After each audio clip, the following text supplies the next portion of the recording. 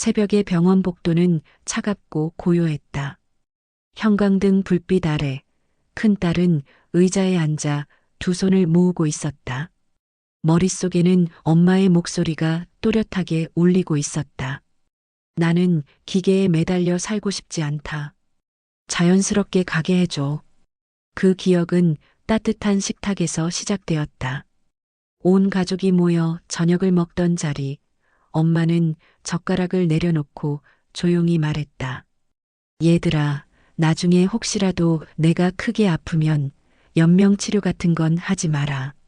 남동생들은 당황스러운 듯 웃으며 말렸지만 엄마의 눈빛은 흔들림이 없었다. 그날 큰딸은 고개를 끄덕이며 대답했다. 알았어, 엄마. 내가 기억할게. 그 다짐이 지금 그녀를 짓누르고 있었다.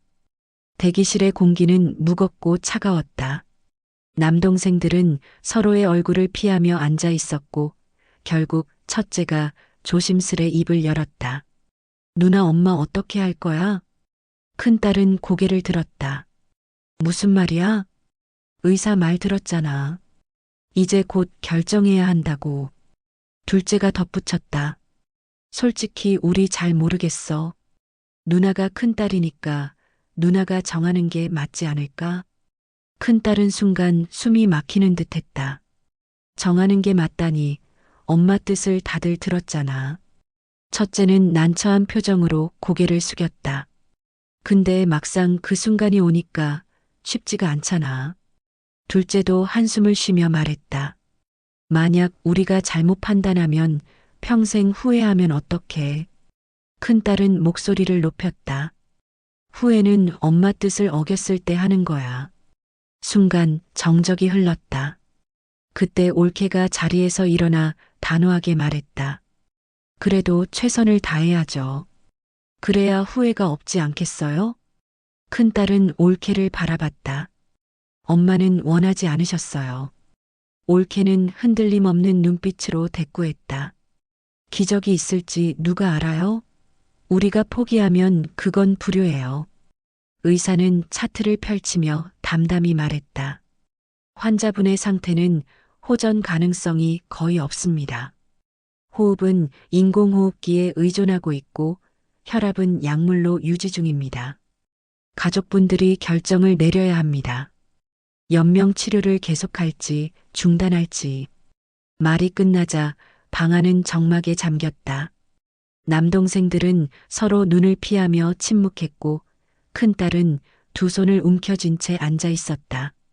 올케가 다시 나섰다. 저는 그래도 치료를 이어가야 한다고 생각해요. 끝까지 최선을 다해야 후회가 없어요. 큰딸은 눈을 감았다. 나는 원하지 않는다. 엄마의 목소리가 다시 귓가에 울렸다. 몇 년 전 같은 병원. 아버지는 기계에 의지한 채 힘겹게 숨을 쉬고 있었다. 기계음이 병실을 가득 메우던 그날, 엄마는 눈물을 머금고 말했다. 이게 무슨 삶이냐? 나는 절대 이렇게 살고 싶지 않아. 나중에 내 차례가 오면 제발 기억해줘. 큰딸은 그때 고개를 끄덕이며 약속했었다. 내가 꼭 지켜줄게. 현재로 돌아온 그녀의 눈가에는 눈물이 맺혔다. 그 약속이 이제 현실로 다가와 있었다.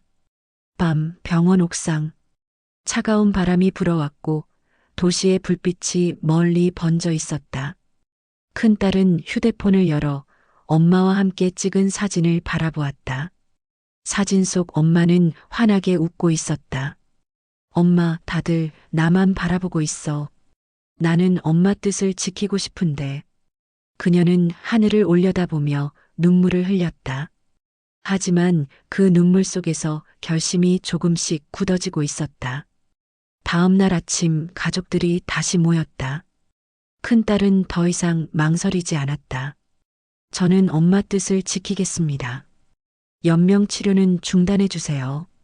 남동생들은 놀란 듯 고개를 들었지만 이내 말없이 고개를 떨궜다. 올케는 입술을 깨물었지만 끝내 반박하지 못했다. 의사는 조용히 고개를 끄덕였다. 알겠습니다.